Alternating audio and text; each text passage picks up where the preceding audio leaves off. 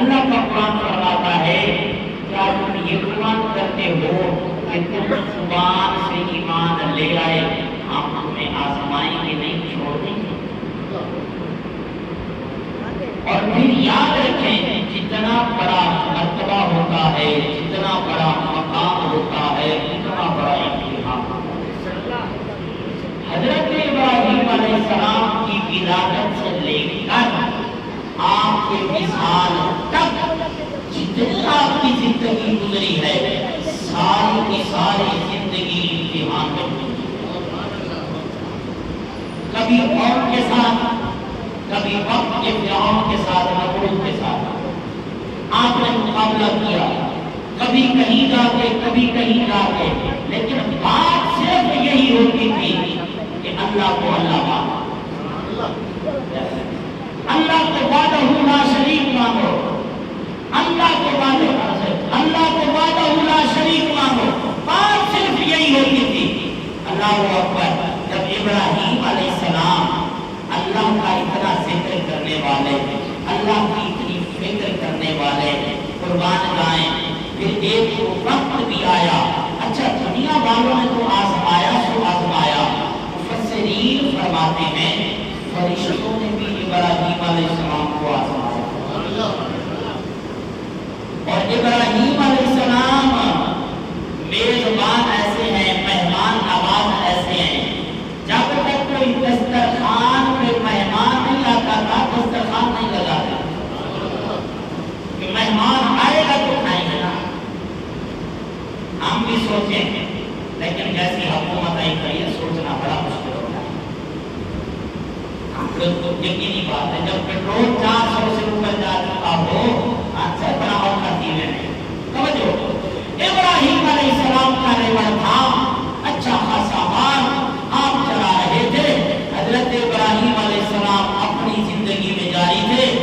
اللہ کے فرشتے نے رب کی بارگاہ میں سوال کر دیا, یا اللہ تو فرماتا ہے کہ ابراہیم علیہ السلام میرا دوست ہے, ابراہیم علیہ السلام میرا دوست ہے, میرا بیٹی ہے, میرا سجن ہے, لیکن مالک تو اپنے کام کاج میں اپنے بال میں پکڑ ہے.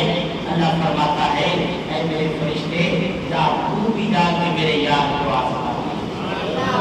کی بات سمجھو, تو بھی جا کے میرے یار کو آزما لے.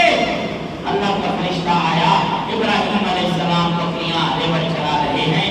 قربان جائیں اللہ کے فرشتے نے ایک طرف بیٹھ کر بڑا سبحان ذی الملک والملکوت سبحان ذی العزت والعظمت والہیبہ, یہ جب تسبیح پڑھی نا اللہ کی شان بیان کی.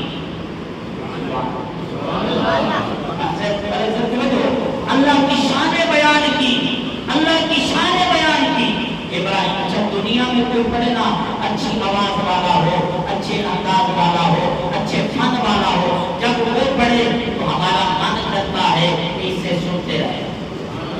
ہمیں دیو کی جن کو جہاں رکھنے سنی طرف تو نہ دل کریں گے سارا, لیکن قربان جائیں جب فرشتہ پڑھنے والا ہوگا جد الانبیاء سننے والا ہوگا. تو فرشتے نے جب اللہ کے نام کی تسبیح بیان کی نا تو ابراہیم علیہ السلام کو بڑا مزہ آیا, سرور آیا. ابراہیم علیہ السلام نے فرمایا کوئی آنے والے ایک مرتبہ اور تو سنا دیا. اس نے پھر سنا دیا, پھر مزہ آیا, فضل آیا.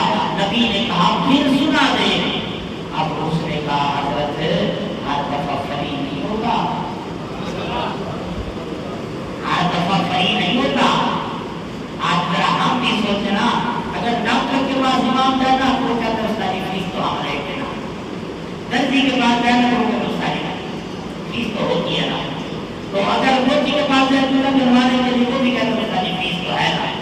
اگر استاد کام کرے کہ آگے فیس لے اٹھا استاد کا دین نہیں چلا بیٹھے, استاد کو مطلب چھینکا گیا اللہ اکبر.